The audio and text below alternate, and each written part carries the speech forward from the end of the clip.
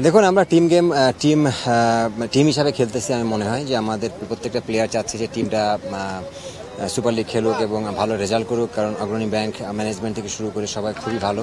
So আমরা মন থেকে চাই এবং প্লেয়ারও চাই, খুব কষ্ট করছে যে টিমটাকে আমরা যেন ধরে রাখতে পারি।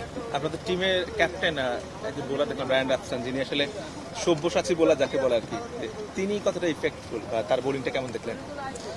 না, আসলে দেখেন না, সকালে যখন ব্যাটিং করছিলাম আমি ওরে আসলে এভাবে আগের থেকে চিনতাম না। আমি দেখলাম দুই হাতে বল করতে পারে, which is very good. As a batsman হিসাবে ও আজকে 100 করেছে। আমার মনে হয় যে গুড প্লেয়ার এবং গুড প্রসপেক্ট বাংলাদেশের জন্য। ওকে যদি আমরা এভাবে ভালোভাবে খেলাতে পারি, নার্সিং করতে পারি, ডেফিনেটলি ভালো একটা প্লেয়ার হবে। বিপিএল এর উইকেট নিয়ে অনেক কথা হচ্ছে যে বোলার নিয়ে, যে বি গ্রেডের বোলারদের বিপক্ষে ব্যাটাররা ভালো করে, এরপরে ইন্টারন্যাশনাল গেলে ফল করে। ডিপিএল এ বোলারদের মান কেমন দেখছে?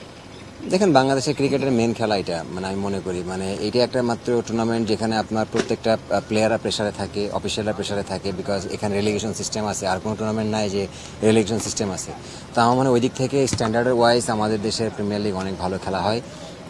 কোনো মানে বলার কোনো এ নাই যে আমি এটা ভালো স্ট্যান্ডার্ড না। এখানে left arm spinner, off spinner, pace বলার সবকিছু আছে এখানে। তোমার কনকাই সিজন 2 কনকা সবার জন্য আধুনিক প্রযুক্তি।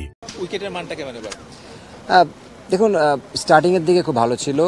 ইভেন এখনো কিছু কিছু উইকেট ভালো হচ্ছে, বাট আমরা যেমন শেখ জামালের সাথে যে ম্যাচটা খেলেছিলাম এই মাঠেই উইকেট ভালো ছিল না।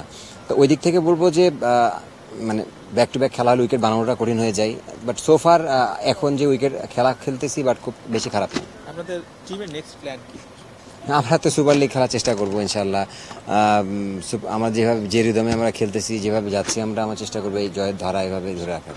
লাল বল থেকে আপনি অবসর নিয়েছেন, সাদা বলটা এখন কতটা এনজয় করছেন? সাদা বল সবসময় ওয়ান ডে ক্রিকেট এনজয় করি এবং আমি love to play one day cricket always. আমি বলি যে এই জন্য ভালো লাগে ওয়ান ডে ক্রিকেট খেলতে। হয়তো বা আর যে কয়েক বছর ক্রিকেট খেলে না কেন এই ফরম্যাটটা এনজয় করার চেষ্টা করবো।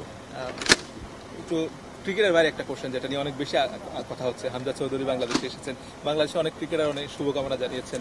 আপনার কি মনে হয় আসলে হামজার প্রতি আমরা কি একটু বেশি প্রত্যাশা করছি, যে যেরকমটা আমরা ক্রিকেট দলের প্রতি করে ফেলি, যেটা প্রত্যাশা পূরণ করতে না পারলে পরে ভক্তরা মন খারাপ করে বা ডিমোটিভেট হয়? না, মোস্ট ওয়েলকাম। হামজা চৌধুরীকে যখন বাংলাদেশে এসে খেলছে, এটা আমি বলবো যে বাংলাদেশ ফুটবলের জন্য অনেক বড় মানে পাওয়া। কারণ ইংলিশ প্রিমিয়ার লিগ খেলা একটা প্লেয়ার বাংলাদেশে এসে খেলতেছে, এটা অনেক বড় একটা অ্যাচিভমেন্ট বাংলাদেশ ফুটবলের জন্য। আই হোপ যে উনি পারফরমেন্সটা ধরে রাখবে এবং বাংলাদেশ ফুটবলকে অনেক কিছু দিবে। একটা প্রশ্ন, সেটা হচ্ছে মাহমুদুল্লাহ রিয়াদ অবসর নিয়েছেন, সবাই ভেবেছিলেন যে তিনি অন্তত মাঠ থেকে বিদায় নেবেন, হাবভাব দেখে সেটাই বুঝে, কিন্তু তিনিও স্ট্যাটাস দিয়ে বিদায় নিলেন। আসলে আপনিও কি প্রত্যাশা করেছিলেন কিনা রিয়াদের মতো একজন কিংবদন্তি ক্রিকেটার মাঠ থেকে বিদায় নেবেন? না, অবশ্যই। রিয়াদ ভাই, মুশফিক, এদেরকে মানে লিজেন্ডারি ক্রিকেটার আমি মনে করি। এরা মাঠ থেকে বিদায় নেওয়াটা এটা অবশ্যই ওদের মানে ওরা এতটুকু সম্মান আমি মনে করি পায় বাংলাদেশ ক্রিকেট থেকে।